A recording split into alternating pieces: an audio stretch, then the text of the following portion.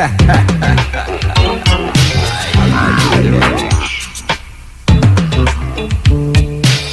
you doing?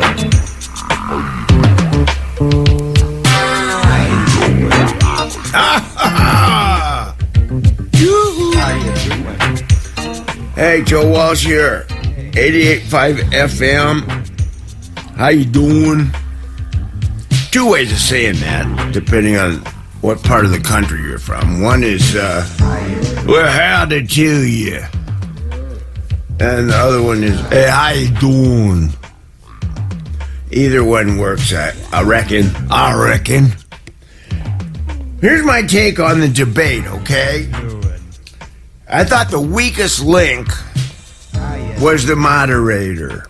And if I had been the moderator, here's what I would have done. I would, about 2 minutes and 30 seconds into the debate, I would have used a line that has worked well for me in band discussions that weren't going well. And that is, why don't you guys just shut up? I think that would have been the best thing to do had I been the moderator. My guest this week is Taylor Hawkins, the highly esteemed drummer of the Foo Fighters. You know that guy Animal on the Muppet Show that plays drums in the band? That's pretty much Taylor Hawkins, except Taylor Hawkins smells a lot better and he surfs. That's the difference between him and Animal on the Muppet Show. And we recorded a track about a year ago that he came up with. I played guitar on it.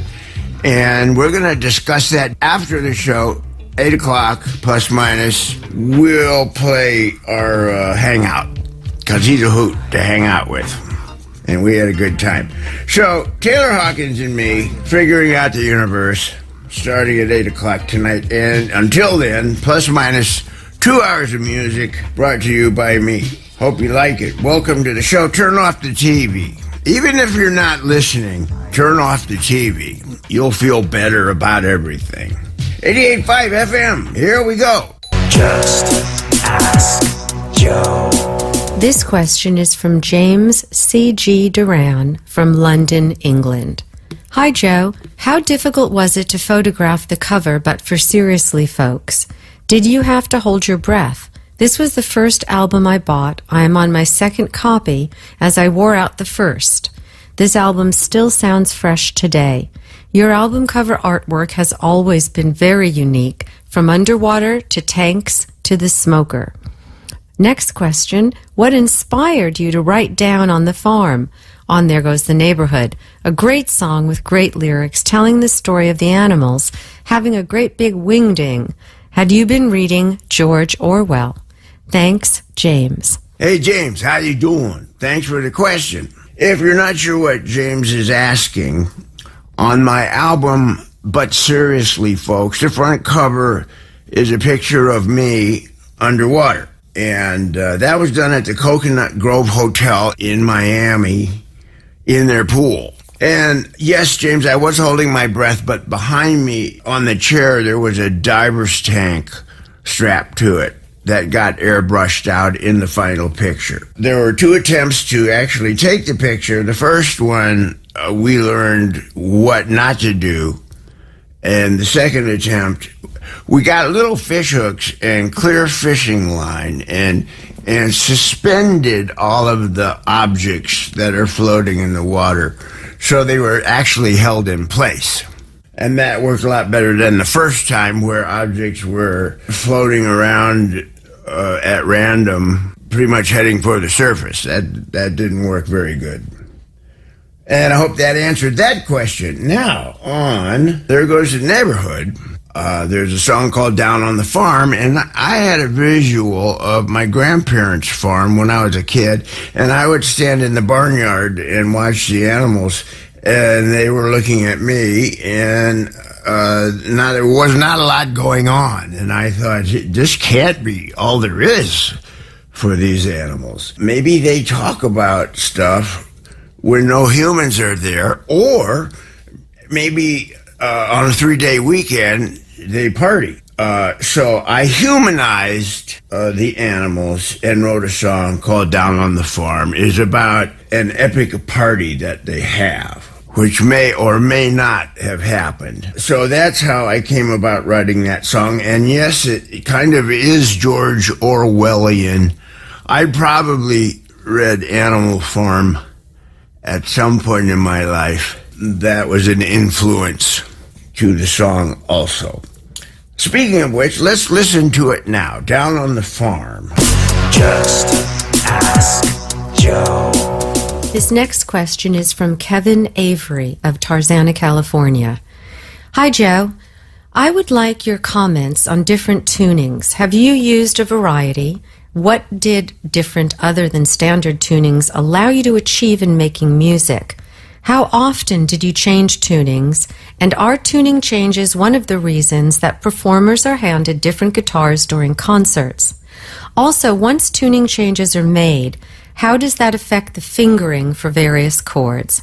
Thanks, Kevin. Hey, Kevin, how you doing? Thanks for the question. Basically, if you tune one of the strings to a note that's different from standard guitar tuning, you can consider that a tuning. Nobody knows them all, and there's a lot of them. Some of them have become standards for other guitar players to use. I'll go over 3 of those for you, and I just want to tell you that I'm superstitious about tunings. I think there's songs in different guitar tunings that you would never write in the standard tuning. That's my take on it. And here's 3 tunings and how to get there. Here's a tuning, D tuning. D, you bring your low E string down 1 note to a D.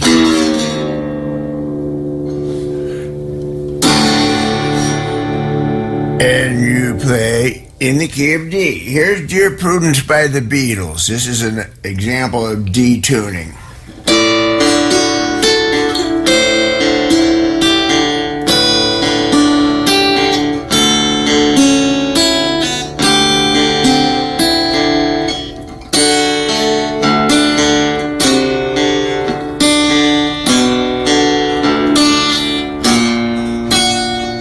See? D tuning. Here's a tuning called G, open G tuning. I've taken the bottom string off my guitar. This is a 5-string tuning. My low string is now A. I'm going to tune that down 1 note. There, it's now a G. And my high string, I'm tuning down 1.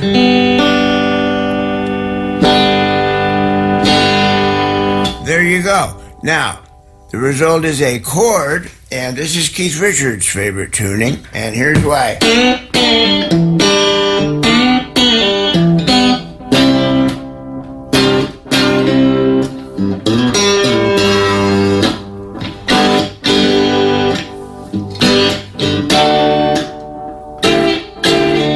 Honky Tonk Woman. Open G tuning. Now, the last tuning is called Dad Gad.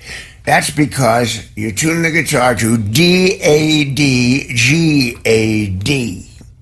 Dad Gad is a lovely tuning. It's a whole different world. You have to go in and learn it. You can write songs that you would never write on guitar if you weren't in Dad Gad. And I would recommend going on YouTube and looking at Dad Gad, D-A-D-G-A-D, and you'll learn all about it. Those are 3 great tunings, and that's all the time I have for. I hope I answered your question, and there you go. Joe Walsh here. The last segment you heard, Stand By You by Rachel Platten, Make Me Feel by Janelle Monáe, It's a Long Way Home by Frankie Miller, and Be Afraid, Jason Isbell. Got a song coming up in the next segment by Amanda Shires, who's Jason's wife, and also a song I wrote with Sheryl Crow. That's top of hour 2. That's coming up. And don't forget, the end of the show, I'll be hanging out with Taylor Hawkins, the esteemed drummer of the Foo Fighters. And we'll find out what kind of foo he's been fighting lately.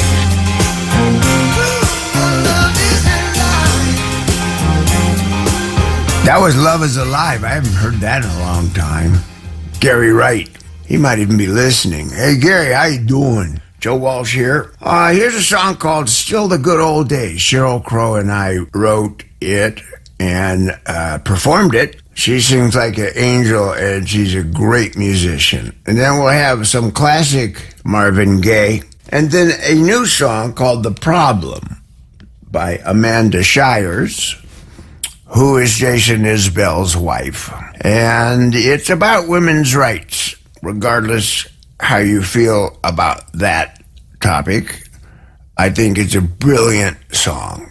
So here we go. Cheryl and me, Marvin Gaye, and Amanda Shires' new record. Just ask Joe. This next question is from Teresa C. from Brooklyn, New York. Hi, Joe. My question is, I think I read this online or heard you say it in an interview, but what is the story behind your lyrics to Fishbone off of your album Analog Man? Love always, Teresa. Hey, Teresa, how you doing? And thanks for the question. My wife, Marjorie, one time was at a pretty formal social occasion in London, England. During the course of dinner, she got a fishbone caught in her throat. It was a curved bone that didn't really get stuck in her throat. What happened was it wrapped itself around part of her vocal cord, and there was no way to dislodge it. Nothing worked. Nothing known to man worked. What she ended up doing was flying back to Los Angeles, 14-hour flight, with a fishbone in her throat, and went to the doctor, Dr. Joe, who's our throat doctor in Los Angeles, and he went in there and unhooked it. So that's what that song's about. When she told me that story, I said, oh, there's a song in that, you know. But all is well, and thank you, Dr. Joe. And if you ever have throat problems and you're in Los Angeles, call me and I'll give you his number. Joe Walsh here. Coming up are 4 great songs. Friends in the Corner by the Foxes, Banks by Need to Breathe, Death Row, Chris Stapleton, and Collide by Howie Day. And that's the way we'll close out hour 2 of the show. But don't forget, after that, my visit with Taylor Hawkins, and we're going to play a track of his called Get the Money. And then we're going to basically figure out the universe, and that will be after the show. So stay tuned, okay? We're not done yet. Take care of yourselves. Somebody said to me, be cool, don't drool. I like that. Wash your hands, wear your masks, and God bless us all. 4 songs in a row, and then the Taylor Hawkins Show. 88.5 FM, KCSN, and KCSN HD1 Northridge, Los Angeles. KSBR and KSBR HD1 Mission Viejo. A service of California State University Northridge and Saddleback College. Member-supported public radio. Streaming on the web at 88.5fm.org. I've always wanted to interview you because we're in the same zip code in the crazy department. That's for sure. Yeah. I mean, you're the boss. We've always had a lot of things in common, like almost getting arrested and stuff. I actually have gotten arrested. Well, I have too. I mean, so what? What did you get arrested for? Oh, I got arrested one time. I got arrested for going 110 on the Ohio State Turnpike. And one time I got arrested in Austin, Texas for yelling and screaming in a restaurant. They had to let me go because, unbeknownst to the owner, while we were eating, it was at night, the only person in that worked in the restaurant quit and left. And so I'm yelling and screaming to get our check.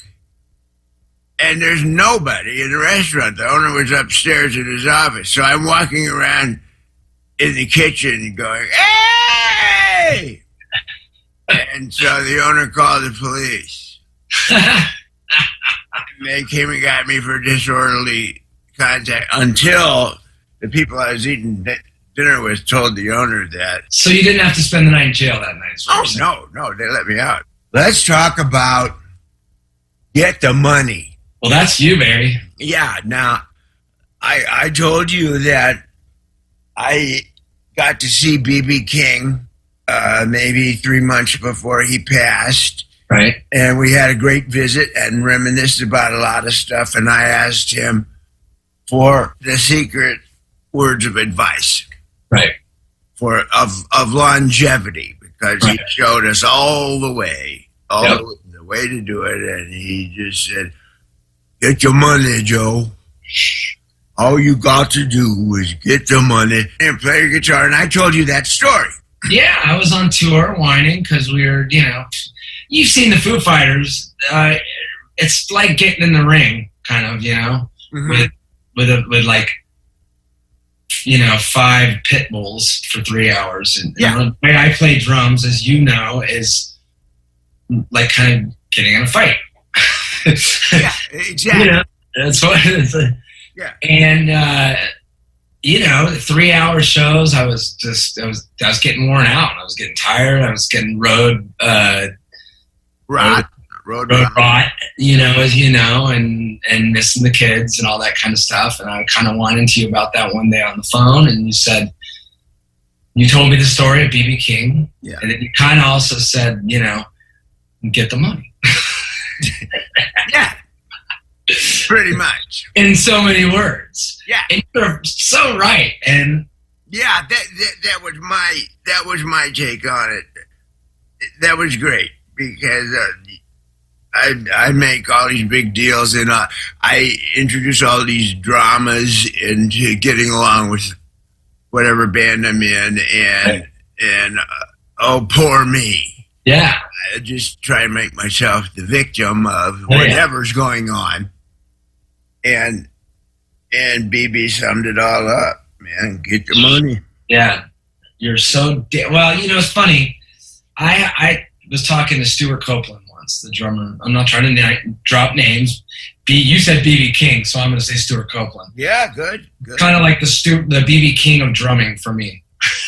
Yeah. Is one of my heroes and mentors. Isn't he good? Wow. One of my heroes and mentors, the police, I worship him. So anyways, he's kind of like you, has been a good voice of, I've been there before, I've done it before, let me tell you what you're not seeing right now. And we were getting ready to make a Foo Fighter record, and Dave was doing all the demos and stuff by himself, and I was getting what I like to say butt sore, because like, why aren't I part of the creative process, and blah, blah, blah, blah, blah. And Stuart says to me, he says, you have a really nice house, right? I'm like, oh, it's amazing. A lot of money in the bank? Yeah. Bunch of touring coming up? Yeah, Stu. Playing big old arenas and all that crap? Oh, yeah. You, Dave, like each other? I'm like, oh, yeah, of course.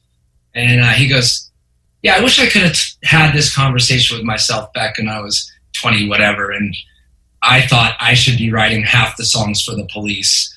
And because if I could have just shut my mouth, maybe I could have got another couple of Police albums through, or maybe the Police would have still kept going if I just could have shut them up. Yeah. So he just basically said to me, you're in a big rock band with people you actually like. You did it. You got the dream done, the thing that you never thought could ever really happen. Because, Joe, we dreamed about it when we were kids, but you never really thought you could really do it. It was like so out of this universe that to be a Beatle or to be an Eagle or to be the Police or la-di-da, Led Zeppelin, whatever. And then you get there. And I think that's kind of one of those funny things, the conversations that you have with yourself when you get to one of these places, which I know you've had that conversation. Okay, I'm here, and I still feel like a loser. And this was supposed to make me feel great. And so those are those sort of moments where you have to go like, well, you're, like you said earlier, you're just being a victim. It is what it is. The circumstances of the Foo Fighters, Dave thought of the band, wrote the first album himself, played all the instruments himself, has brought all of us in as members, paid amazingly. Yeah, it's Dave's band. It's Dave's band, man. I couldn't do it without you, but well, you know, I mean, I don't ever like to think that, like, because if I start getting in that headspace, like, oh, you can't do it without me, well, that makes me think I have some sort of say in what the second verse lyrics should be, and I don't, and that's okay. And whenever Dave does want something from me, like on the last record, he said, "Here, I have this song, and I want you to sing it, and I want you to write the lyrics. I have a little bit of a melody idea. Oh, and by the way, my dear friend Paul McCartney is going to come in and play drums on it." Mm-hmm. And I was like, whoa. So that was like him like going, I acknowledge you. This is getting into band psychology here. Yeah. You know, all about, I mean, you're the Eagles, dude. I've seen the documentary 12 times. It's throwing you a bone. Yeah. Yeah. Throwing me a bone. And, Yeah. you know, you've seen Foo Fighter concerts. My drum riser goes 20 feet in the air and I do a drum solo. I mean, that's another bone. If he was a dick, he wouldn't let me do that. Yeah, you'd only go 10 feet. Yeah, with 10 feet, 7. And, you know, he's got the greater good in mind. And, and I know that. Yeah. Well, we never thought about what happened if we actually succeeded. No. That never crossed my mind. I never thought in a million years I could. Yeah, and then, you know, that's like, oh, that's a whole different story. Yeah. It's so much non-musical stuff comes along with success. Oh, yeah. It's hard to keep your perspective. Hey, we got to get over to get the money. All right, let's get the money. Okay.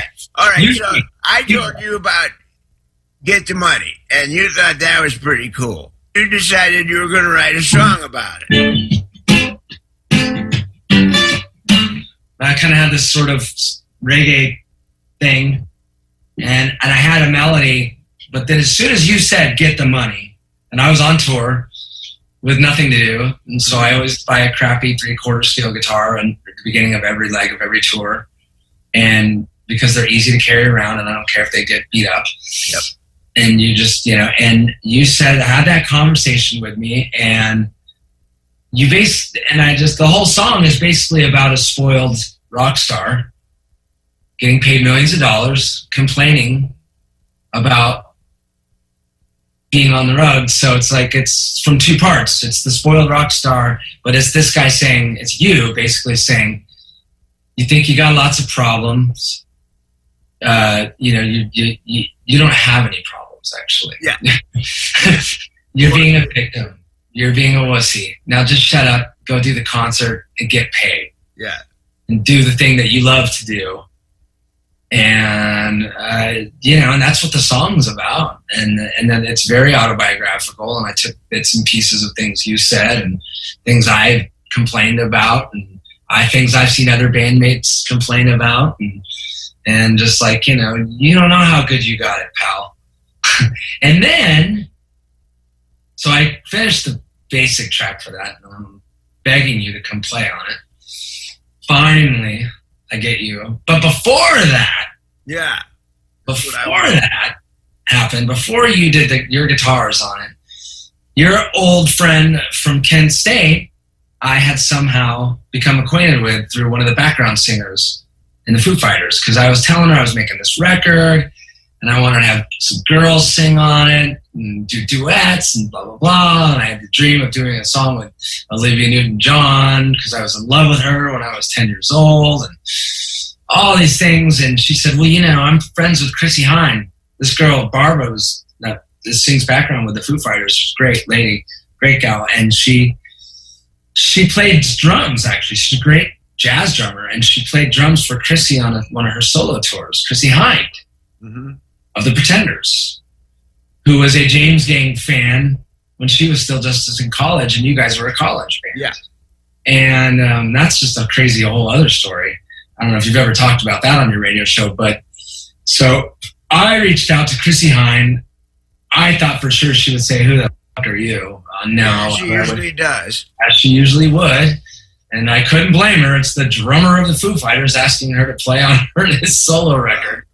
And she said, "Send me the song. I like Barbara, so I'll check it out." And I sent her the song.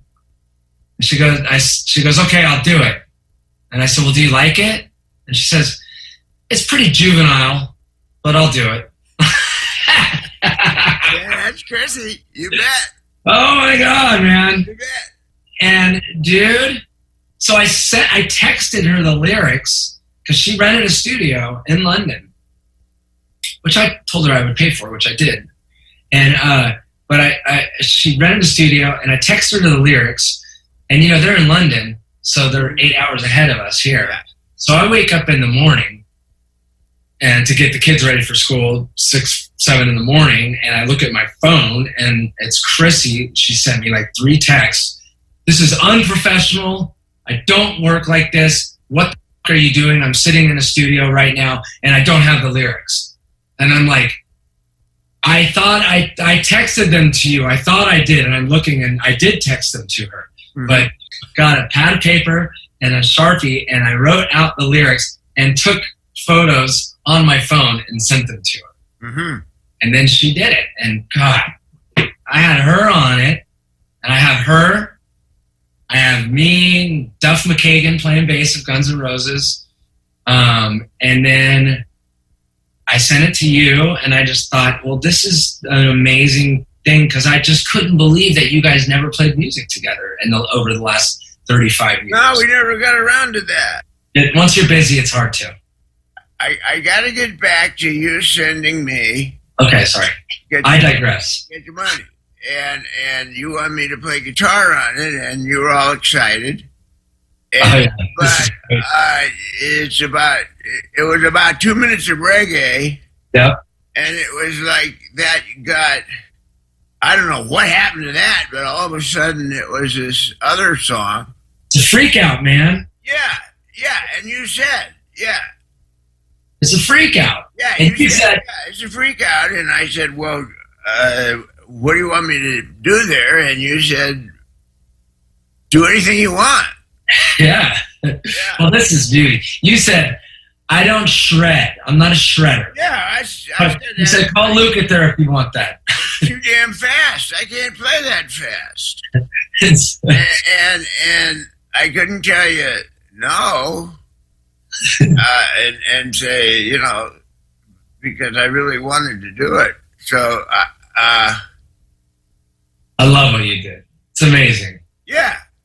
I slowed it down to half speed. Did your guitar solo? And I did my guitar solo, and that's what it sounds like that. That's amazing. It is. People didn't even know what it was when I played it for them.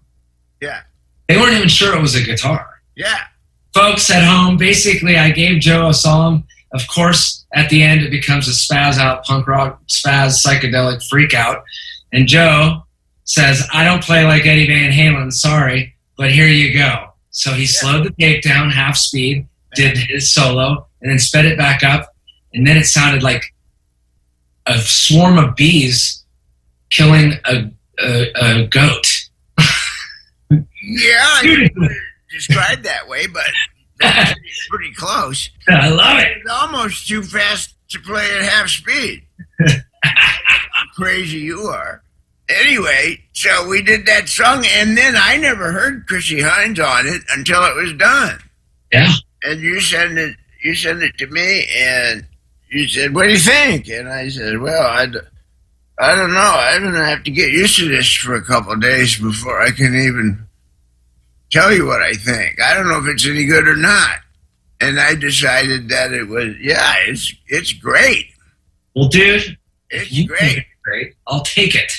Yeah. I've never written a hit song. You've written a lot. But you look good, Joe. Yeah, you too. I love you, buddy. Thank you so much. I love you too. Thanks for this. Of course. Tell Dave he's a f***ing bum. You get it, and you got it. Yeah. Tell him that. And Tell him that I thought you should interview him, but you said nah. We don't do A-listers. We do C-listers, baby. C-listers. He's too weird for me. Too weird for you. All right, Joe. Love you, buddy. Tell him I'm going to chase him down, and he's going to talk to me whether he wants to or not. No, I think it'd be great. You guys have a great interview. Okay. All right, Joe. You're the best. Thank you. Thank you, bud. Yeah.